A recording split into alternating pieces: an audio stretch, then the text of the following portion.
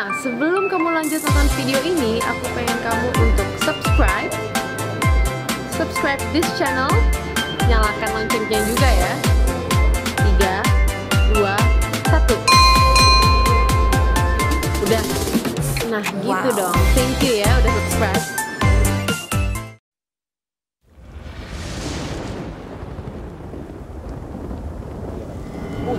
Ini makanan atau bayi? Kalau makanan dia lambungnya di sini.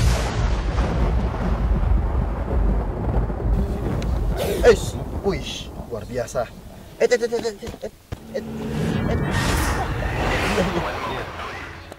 Panji lihat.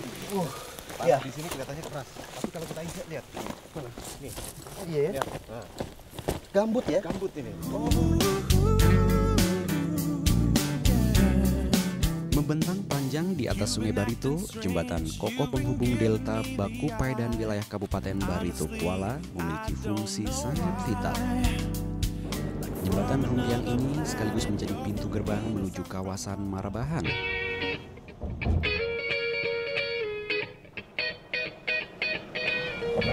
Persawahan dan padang rumput hingga areal hutan menjadi pemandangan yang bisa dinikmati sebelum masuk wilayah pemukiman di kota Marabahan. Sehingga bisa disebut daerah Marabahan merupakan kota yang dikelilingi hutan. Meski tidak jauh dari kota Marabahan, di sini saya masih merasakan atmosfer hutan yang sangat kental. Ditemani oleh seorang teman ahli reptil sekaligus paham lokasi hutan di pinggiran kota, rencananya saya akan melihat langsung kehidupan reptil yang semakin tersisih karena banyaknya pembukaan lahan untuk pemukiman.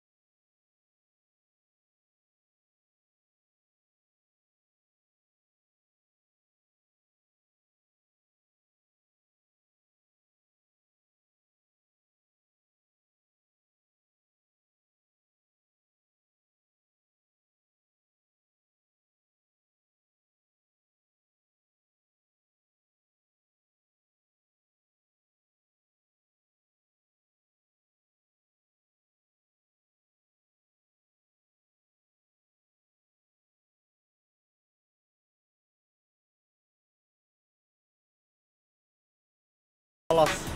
Mudah-mudahan di depan sana kita bisa nemuin reptil selanjutnya. Ya, yuk. Sebuah lokasi berupa lahan kosong di pinggiran hutan menjadi tempat pertama yang kami datangi.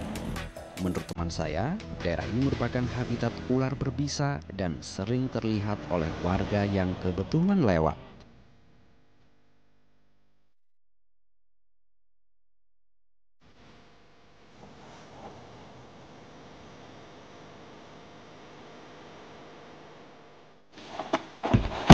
Ini ada daerah rawa, di mana banyak sekali rumput-rumput tinggi ya di sini. Dan barusan Mas Fasyo bilang kita coba cek wilayah ini karena dicurigai merupakan habitat bagi reptil. Nih, ya rawa-rawa itu.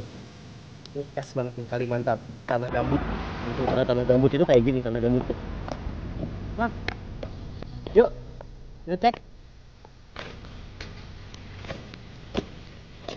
Lihat, sungai di sini umumnya airnya itu berwarna kemerahan karena ini memang faktor dari tanahnya yang berwarna agak merah ya.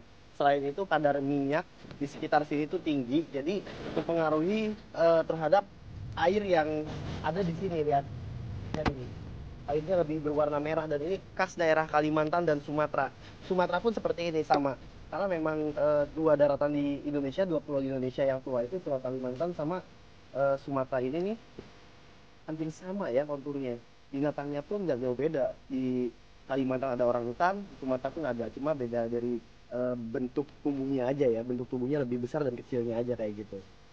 Mas Fasrul ini udah bawa ini sekarang, bawa alat semacam dead stick itu untuk menangkap ular. Nah ini habitat. Kalau di rawa-rawa Kalimantan ini apa aja sebenarnya sih habitatnya? Kura-kura. Oh, kura-kura ya, ada juga ya. Iya. Kura-kura di Kalimantan ini banyak kan jenisnya? Di sini yang terkenal besar ada satu ini ya, kura-kura air. Apa ini? Itu kura bioko. Bioko. Oh, Itu bisa bioko.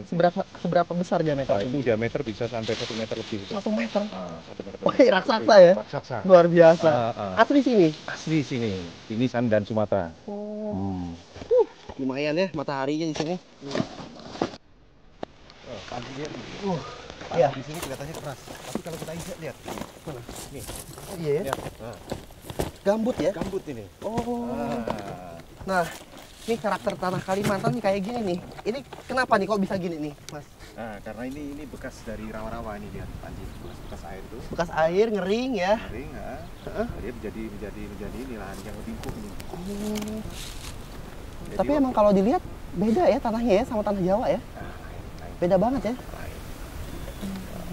Komposisi tanah sini juga lain dengan daerah Jawa. Oh gitu. Ini lebih gembur gini gambutnya. Ini kalau kita kesini pada waktu hujan, Heeh. ini basah, ini basah, kita bisa tenggelam. Oh ya? Oh jadi lumpur ya? Jadi lumpur. Berarti dalam banget ini dong. Dalam ini. Aduh. Belum jauh saya melangkah, seekor naja sapu tatrik menghentikan langkah kami. Apa yang dikatakan teman ahli reptil ini ternyata benar. Lokasi ini merupakan habitat ular berbisa. Gila. Wih.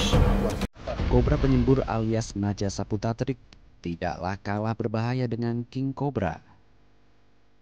Meski kadar racun bisanya tidak setinggi king cobra, namun semburan bisanya harus diwaspadai dan jangan sekali-kali berada searah angin jika sedang berhadapan dengan kobra penyembur.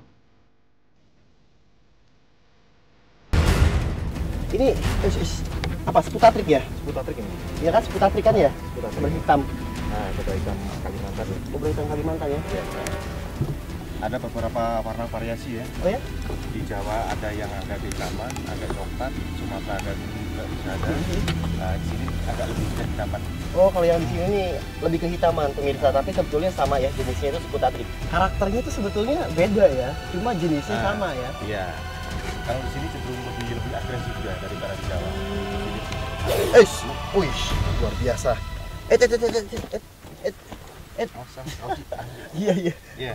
Dan warna kulitnya ini Ah. mirip dengan warna tanah di sekitarnya. Nah, Jadi membuat dia mudah untuk berkamuflase. berkamuflase Ah. dalam berburu ya. Panji dia di sini kan banyak elang. Itu salah satu predator dari ini. Dari kobra ini? ya. Oh, ular ini dimakan Iya. elang ya? Dimakan elang ya. Mas Masrul, saya agak kurang paham juga nih karena beberapa ular ya terkadang suka masuk ke lingkungan manusia, kadang masuk ke dalam rumah gitu loh. Apalagi kobra ini nih yang sering masuk ke dalam rumah di perkampungan tuh kobra ini nih. Itu kenapa sih faktor utamanya ular ini bisa masuk ke dalam rumah? Nah, dia lihat rumah. Rumah itu kan tempat manusia agak lebih hangat kadang-kadang dari lingkungan dia di luar. Karena lebih hangat dia masuk ke dalam, dan di dalam rumah itu banyak terdapat binatang mengerat. Oh, Seperti tikus. Nah, itu. Dan rumah yang kotor biasanya mungkin kan yang ada tikusnya. Itu, masuk situ dia. Oh iya, berarti kalau misalkan rumah kita nggak mau kemasukan ular ya salah satunya cara membuat rumah kita bersih dan nyaman supaya tikus nggak betah dan Nggak ular betah. nggak mau nyari tikus di situ. Iya. Betul nggak ya? Benar, Betul. benar. Wah luar biasa nih. Oke, yuk. Berjalan menyusuri hutan di sini tidak bisa sembarangan, karena ancaman serangan ular bisa datang tiba-tiba. Sehingga saya harus selalu waspada dan jangan sekali-kali lengah. Selain itu, saya juga harus bisa membaca suasana alam yang ada di sini.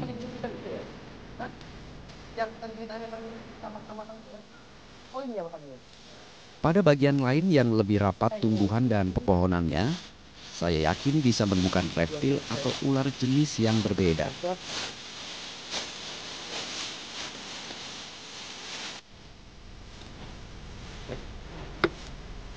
Oke.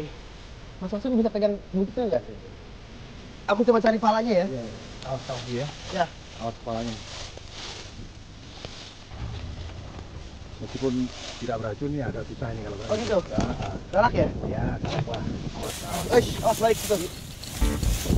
Wih, kenceng banget dia. Balik.